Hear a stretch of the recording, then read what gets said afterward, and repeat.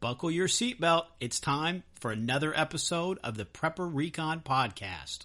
Whether your plan is to bug out or bug in, CampingSurvival.com has all of your preparedness needs, including fish antibiotics, long-term storage food, and water filters. Use coupon code PREPPERRECON for 5% off your order at CampingSurvival.com. Get prepared before disaster strikes. PrepperRecon.com offers MOLLE-compatible individual first aid kits for your home, auto, or bug-out bag. These kits have everything you need to address a traumatic injury, including an Israeli battle dressing, quick clot, EMT shears, suture kit, steri-strips, tourniquet, tough strip bandages, and so much more. $99 includes shipping. Go to PrepperRecon.com and click the Store tab at the top of the home page. Order today before it's too late.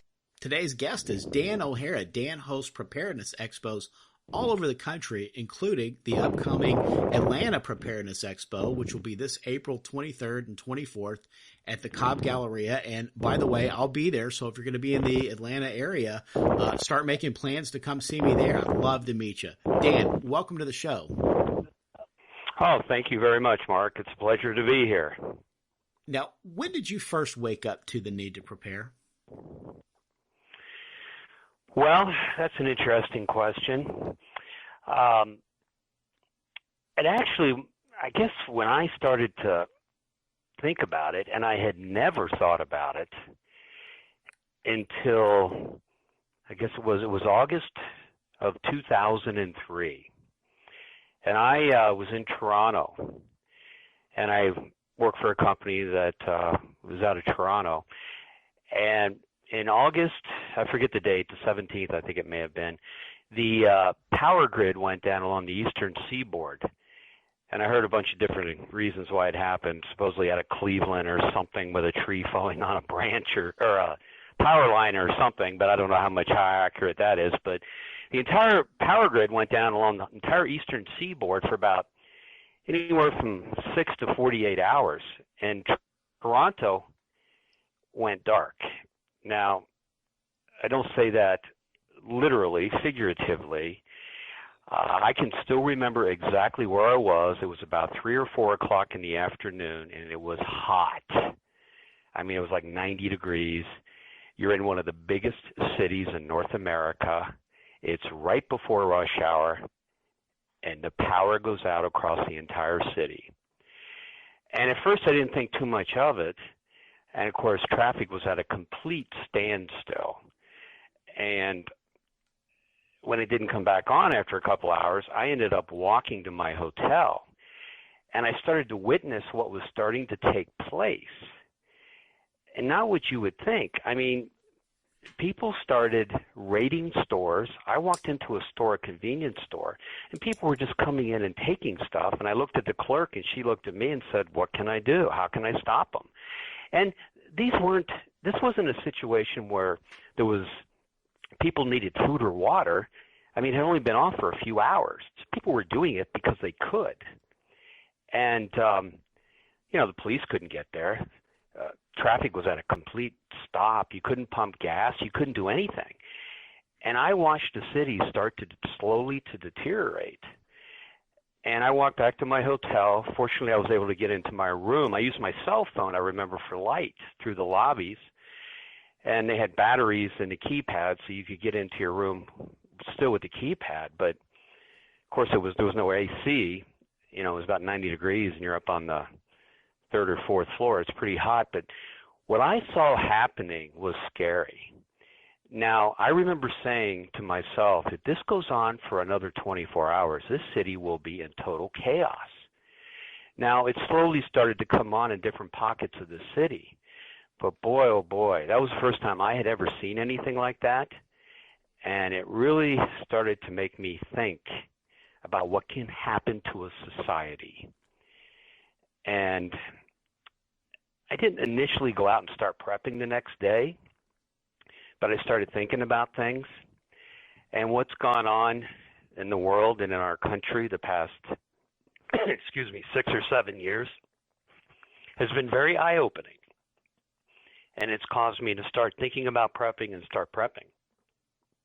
Yeah, I think that people sort of overestimate their fellow human beings, and they sort of underestimate the dangers of those types of situations.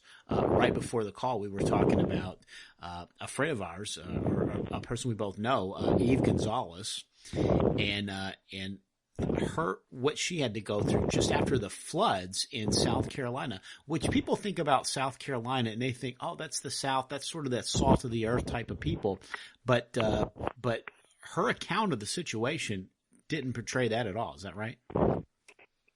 Oh, she'll tell you stories and has told me stories that she really probably wouldn't say over the air, but pretty scary stuff. And I've spoken to people going to events that were in Katrina and they're up at Hurricane Sandy. And I've heard things from firsthand people that were there. It doesn't make the news. And yeah, it's pretty scary what your fellow man can turn into. It's not something to take lightly, I'll tell you. I mean, I hate to say this, but at some point it becomes every man for himself or every person for his family. You know, it's funny we're talking about this. Now, a lot of people disagree with me on this, but I'm not a big fan of the concept of preparing as a group in a compound or something like that. I know a lot of people are, and they believe you cannot take care of yourself all by yourself if something catastrophic happens. But when you do these compounds, one person is in charge of security, one person is in charge of food, and one person is in charge of medical supplies. Well, that's really fine in practice drills. But if something really happens and you have to get to a certain location and everybody has to show up, sorry, but I'm not relying on other people. It's not the way I prep. I prep as though I got to take care of myself and my family, and that's the mindset I have. And like I said, a lot of people disagree with me about that, and that's fine, but that's just not where I'm at. So, and in your opinion, what do you think that most likely event would be that threatens our way of life right now? What's the biggest threat? Well, there's three of them, but the top of my list is an economic calamity. Now, that's the top of my list because I own some other businesses, and I'm involved in a lot of other things that have nothing to do with prepping. And some of the things you have to deal with and some of the things that I see are very alarming. And, there's almost a $20 trillion debt. As Ron Paul says, we go into debt $1 million every minute, deeper. Are we beyond the point of no return? I don't know. I don't think that there's any way that we could pull out of what we're in economically right now. I don't know how we could. I mean, it's going to take a reset to reset everybody's mind. I mean, the debt, the other thing I've noticed, Mark, and as I said, I have some other businesses. The past year, it has been so easy to borrow money. I mean, I cannot believe how many companies are throwing money around to borrow money, to loan companies and people money. And I go, what is this? I mean, 6 or 7 years ago, I couldn't borrow money to save my life from my businesses. And I sit there and I think, did anybody learn their lesson in 2008, 2009? But believe me, it's out there right now. It's pretty easy from a business standpoint. I mean, you probably hear the ads. You hear these secondary market companies like Cabbage and On Deck and all these companies, and one or two of them are even public companies, begging companies to come and borrow money. And it wasn't like that 5 or 6 years ago. So it's flowing again. Wall Street's been flying. I mean, almost 18,000, I believe, yesterday again, or close to it. It's just people don't seem to learn their lessons, short memories. But I think an economic collapse is a very, very serious thing that could be a reality. And when it happens, if it happens, and I hope it doesn't happen, you're not going to have time to prepare for it. I mean, it's going to be something is, in my opinion, and it's going to have a domino effect, an immediate domino effect. I don't know what it is, but I mean, actually, a terrorist attack or something could cause it. Anything could cause it. So, but that is something that is that's on the top of my list. And of course, a lot of people would say about the power grid going down, and of course that is a very serious threat, and something happening with a terrorist attack. It was funny, about 3 hours ago this morning, we got a letter today from our insurance company about terrorist insurance. And I sit there and I shake my head. Terrorist insurance on my business here in the United States. Wow. I mean, it's a wake-up call. So, but, people just don't understand this situation with the economy. And, what is it? Probably, I think it's greater than, but almost, I guess, U.S. gets some form of a government check or some form of a subsidy. Now, some of it may be Social Security and things like that, or pensions or things, but it's still a check from the government. So it's if that thing just collapsed one month, or if everybody couldn't, load their food stamp cards, EBT cards, people would starve. It would be calamity. But the economy, the world, the finances, the money, the debt, it's very, very, very scary to me. We're going to take a quick break, and we'll be right back. The dollar's lost over 90% of its purchasing power since 1971. Silver, on the other hand, has proven to be a very stable form of wealth preservation over the years. And where do you buy silver? Silver.com, of course. Silver.com offers fantastic prices on gold and silver. Check out Silver.com today. Ready Made Resources is a trusted name in the prepper community because they've been around for 18 years. They offer great prices on night vision, water filtration, long-term storage food, solar energy components, and provide free technical service. Get ready for an uncertain future at ReadyMadeResources.com. One of the things that created the 2008 debacle was people lending money to people that had no business borrowing money, people that didn't know how to handle money, and they couldn't manage the money that they had already, and they were just standing in line to give out money to anybody that could fog a mirror. And like you said, now we're doing that same thing on a corporate level. And now, from what I'm hearing from economic experts, is it's the subprime junk bonds that are really piling up right now.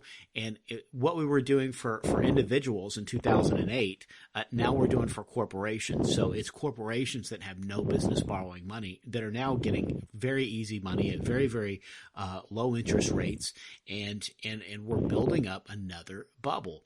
And are there any things that you're seeing on the economic front within your three businesses that would suggest we're on a precipice of that type of an event? I don't want to be redundant, but it concerns me the past 8 or 10 months or a year, the way everybody is trying to throw money out there. And it just, that to me is the biggest thing. And I'm being redundant with what I said, but I can remember, I've got another business, as I said, non-related. I've had it for 13 years. I could never borrow money from the bank. I mean, not just a very stringent bank, very stringent. In fact, they didn't great because they're very stringent about everything. They came in here a while back, not too long ago, and wanted to loan money, and I said, well, wait a second, I thought we couldn't do this. Oh, well, we've decided now that we have to loosen our purse strings and lower our restrictions in order to build the business. And I'm sitting there going, man, oh man, oh man. But I guess it's good if you need to borrow money, but it puts people in a bad situation, it can put companies, put the economy in a bad situation if that people start to default on that stuff. But the other thing is car loans. I talk about record car sales. That's because it's so doggone easy to get a loan. And it is. Now, I'm sure there's some people listening to me right now that are saying, oh, that's crazy. I applied for a car loan and didn't get it. Well, I got to tell you, I don't know what that situation is, but for the average person, they've lowered the requirements. They may not say they have, but they have, and it's to keep those automobile factories moving. student loans. I have 4 daughters, college, 3 of them, one just graduated. It is incredible the way the student loan program will loan money. I mean, every year, and when I do my FAFSA, my Parent Plus loans for my daughters, you push, because it's big money. How do you afford it? And when I push that button after I filled out the application, they let me know in about 15 seconds, and I say, are they going to give this to me again? And they do. And I sit there and I go, how can they continually give me all this money? They're loans, they're not grants. How do they think we're going to pay this back? It's just amazing. But it's out there. They say the student loan debt exceeds the mortgage situation, of 2008, 2009. I don't know if that's accurate or not, but that's what I've heard. So there's bubbles everywhere. And, like I said, I don't know what it is, but I think something could happen that could just trigger it, or the dominoes start falling, which is what happened in 2008, 2009. And could happen again. I don't know why people think it couldn't. Sure. Yeah. Before 9/11, of course, we were already getting in bubble territory with stocks, and of course that triggered a huge crisis in the markets as well. And so it's like you said, it could be a trigger event, could be something totally unrelated that could cause the economic meltdown. Now, for most, I think the low interest rate are killing us. Mm-hmm. Because I think what's happened, my opinion, a lot of people are in the market that shouldn't be there and wouldn't be there if they could get a decent interest rate. Yeah, they're chasing somewhere gains. else. So they're playing where they shouldn't play, and they don't want to play, but they're forced to play. And it's inflating the market, and it's putting people in situations where they shouldn't be because they have no choice. And a lot of these people are the exact people, like you said, people that should not be in the market. They're retired people that should be getting a decent interest rate, what they had planned for their entire working career.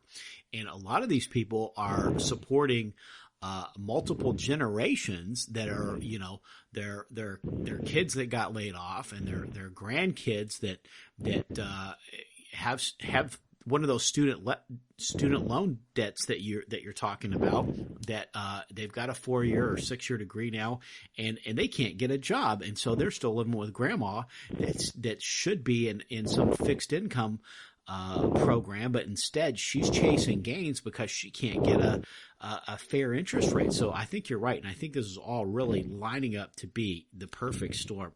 Now, for most preppers, when they first wake up, it's a challenge to prioritize your efforts. And there's so many things to do, but time and resources are limited. How did you solve that problem, and where did you start prepping? Well, you're exactly right about that. It can become overwhelming if you're not careful once you start to get into it. And it can be expensive, so you have to be careful of that.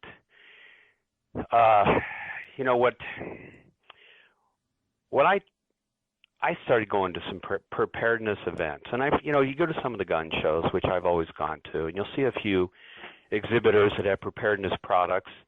And I started looking at a few things, and then one thing led to another, and I started going to some preparedness expos or trade shows and starting to learn about this stuff. And so, to where you want to start, are obviously with the basics. You got to eat.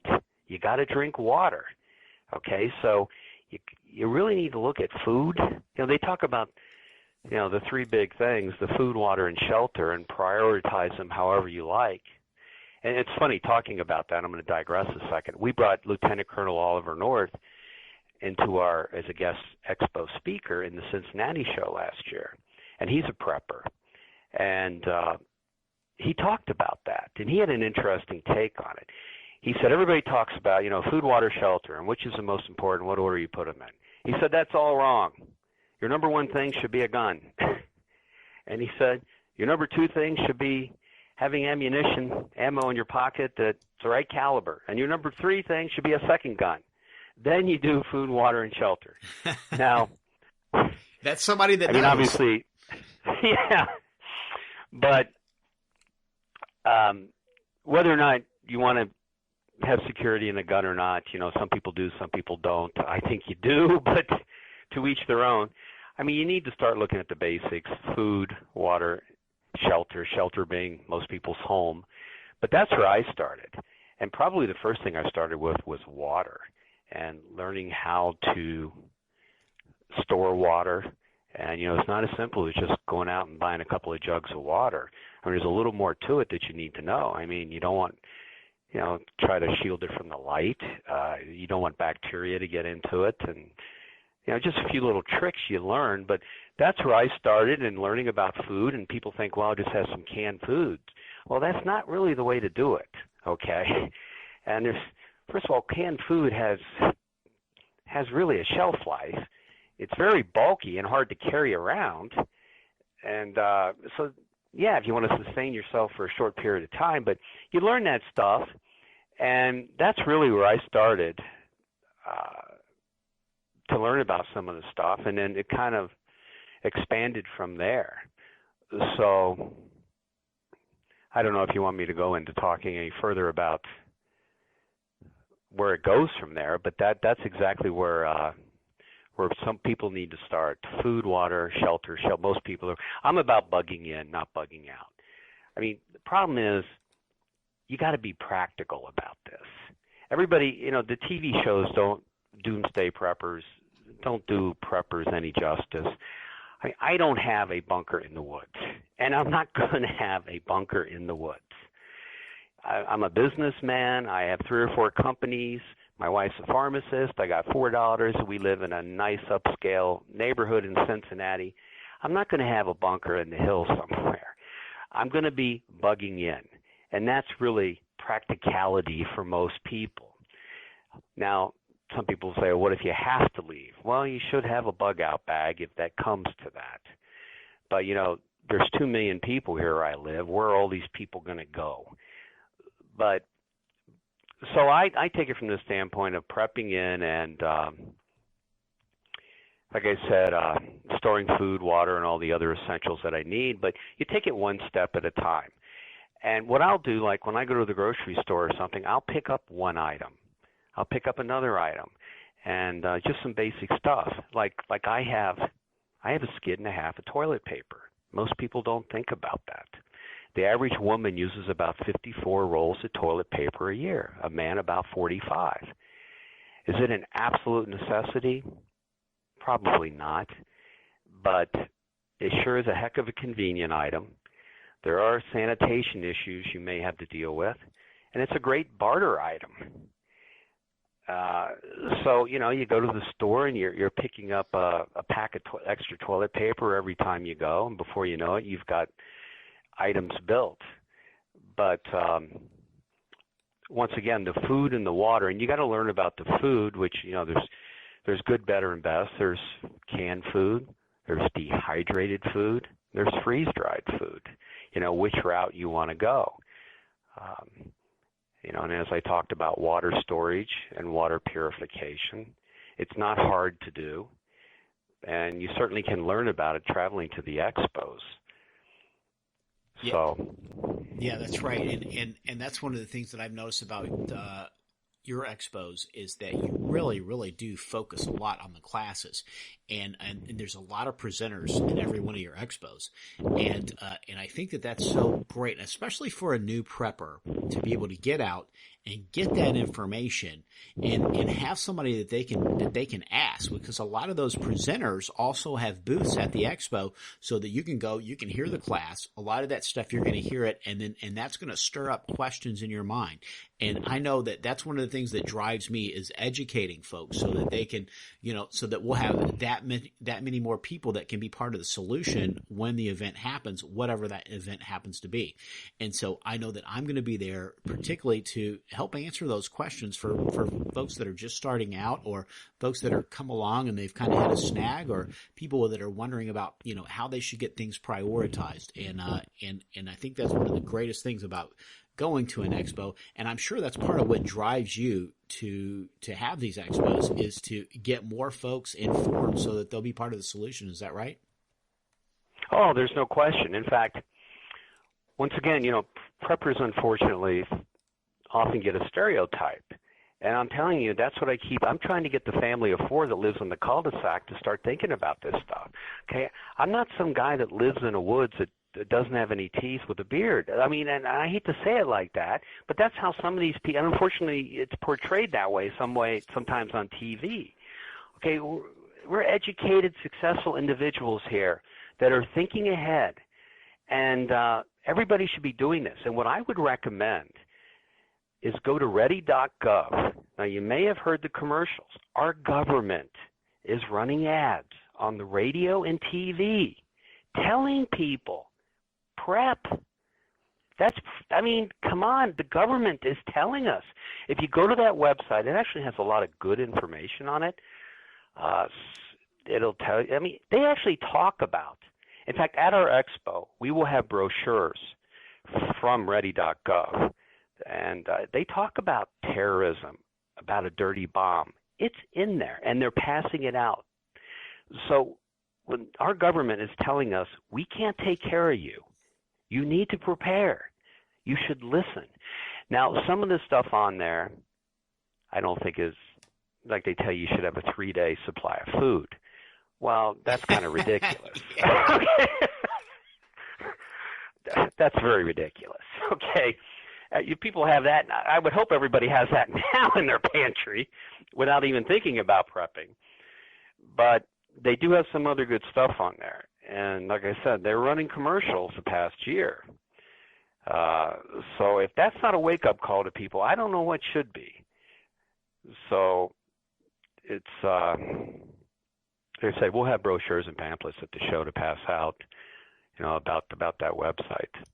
Fantastic. So I don't know. Yeah, so. And another great thing about the expos is that you get a lot of folks there that have come up with some clever products, and especially for, like we said, especially for folks that are just starting out, you really don't know what you don't know. And so getting out to an expo and seeing the stuff that people have, some of that, everybody's not the same. Certain things they're going to be a good fit for one person's preps are not going to necessarily be a good fit for another person's preps.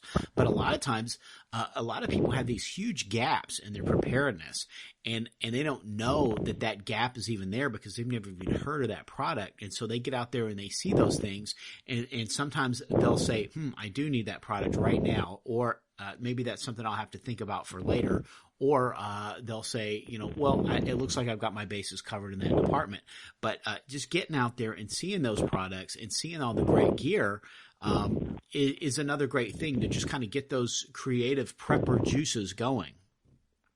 You are exactly correct.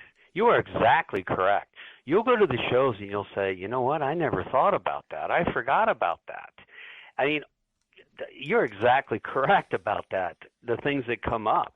And you're right, preppers are ingenious with some of the things we come up with. And you'll see prepping on a budget. You'll see, in fact, there's seminars on that, how you can be a homemade prepper. And I was at a prepping show at a Mormon church last weekend. They invited us down. And Mormons, as you know, preparedness is part of their doctrine. Mm-hmm. And they had a whole section there, basically how to do a commode, how to do a heating unit with some flower pots and candles underneath it, and the sanitation. These are items in your home probably, prepping on a budget. And so very ingenious. But you're right. By going to these seminars, you can learn so much, and things you never, ever think about that you might need, that you will need. Happens all the time. Some of the things that I've been going to a lot of events, and I'm fascinated by a lot of it and intrigued by things. And, like last Saturday, I found out, I never knew this. Okay, they were talking about if the power grid goes down and the backups go down, for the sewage plants that pump the sewage, if you live at the bottom of a hill and you're completely prepped and you're ready to go, and those backup generators or whatever the power supply is goes down, all that sewage runs downhill. And if you're at the bottom of the hill, your entire basement is full of sewage. And all your preps and everything you've done there, you're not staying there probably. And the simple thing is to get a plumber in there and put a shutoff valve. I just found that out last week. I did not know that. And I thought that was interesting. The things you can learn. As long as I've been prepping, and I have multiple water purification systems. I've got germicides. I've got water pails that you can run water through. I have my own water storage, water bricks. I did not realize until last month that almost all these water purifications like Catadine or Life Straw or Berkey, they don't take out viruses. And I thought, really? They don't take out viruses? No, they don't. And I go, really? And there's a big seminar. I said, it's like if you have to get water out of a creek, God forbid, and somebody did their business up the stream, you could be getting a virus. They say to get viruses out, you have to do reverse osmosis, which most people aren't going to be set up to do, or you have to use some chlorine. It's a simple thing, but you need to know this. I never realized that. And I thought, wow, you just learn this stuff. Suction hoses. There's an exhibitor that sells these $10 really cool suction hoses that you can, if you had to suction something like gasoline out of a vehicle. I didn't know that cars, I think it's 2003 or 2004 or later, they're suction proof. Huh. At least that's what they were, and it's like, really? They said, yeah. It's like, So the knowledge you can get from going to the expos is, like I said, you don't have to go just to buy stuff. You can only just to learn. The seminars, for the most part, are free. And you'll learn from, we vet our speakers. We vet them to make sure they have the credentials, they have the expertise, and they know what the heck they're talking about. Because a lot of people don't. And, we want to be sure that we get good information out there and that it can really be helpful to people. But the seminars are invaluable. There'll be physicians at the show. There'll be David Jones, he's involved with the government, with the nuclear angle of the government, and he'll be in there. Very, very interesting speaker about the different things that he has seen. I think he's been in 27 countries. Dr. David Pruitt, he's coming in. He does most of our shows. He comes in from Seattle, or from Oregon, rather. And he's been an Air Force ER physician in the Air Force, and an ER physician, I should say, for like 9 years. And he does a 3-hour suture class, learn how to suture, stitch people up in an emergency. And he's also a ham radio expert. He gives a phenomenal ham radio 101 class. That's something I'm trying. I bought 2 ham radios, $100 ham radios. I know nothing about ham. I've been trying to learn. I don't want to become a ham.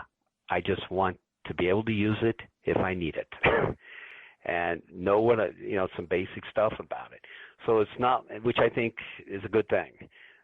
All these kind of different things, like you said, that you see when you go to the show are very eye-opening to you.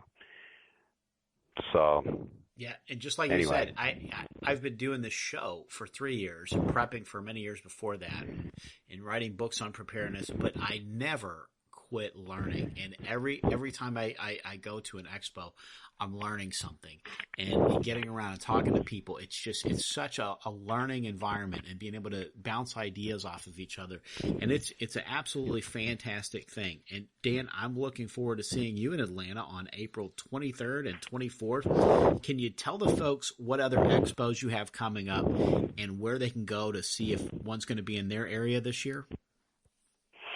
Yeah, we have 5 expos scheduled for this year. Cincinnati, it's where I live here. St. Louis, we have the Atlanta show, the Dallas show, and the Denver show. So those are all scheduled. Atlanta and Dallas are coming up in April, the end of the month, back-to-back shows. And the other 3 shows, which are Cincinnati, St. Louis, and Denver, are in the fall, September and October. So there are other preparedness shows around the country, and this probably leads to another question, but I think you'll find ours to be worth your time.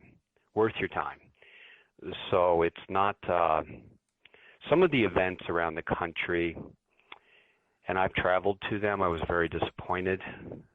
They're kind of hyped as being something bigger or more than they actually are. Not all of them, but a lot of them. And you can be a little disillusioned and disappointed.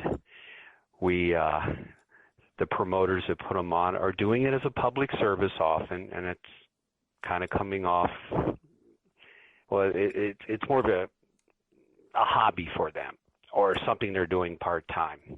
We have a full-time staff. It wasn't how it started, but it kind of evolved into that. And people that come to our expo will not be disappointed, not if they take full advantage of the seminars. And people should come for 2 days. I mean, people often do. We've had people come up in RVs and park in the back and spend 2 days at the events. So, anyway. We're really looking forward to it, and I'm looking forward to meeting you. And Dan, thanks for making time to come on the show today. Hey, thanks, Mark. In 7 Cows, Ugly and Gaunt, Book 1, Behold Darkness and Sorrow, Daniel Walker begins having prophetic dreams about the judgment coming upon America for rejecting God's word. Through one of his dreams, Daniel learns of an imminent threat of an electromagnetic pulse attack, sending the country into a technological dark age. If they want to live, Daniel and his friends must focus on faith, wits, and preparation to be ready before the lights go out. Buy your copy of 7 Cows, Ugly and Gaunt, Book 1, Behold Darkness and Sorrow, by best-selling author Mark Goodwin, in paperback, Kindle, or audio edition from Amazon.com today.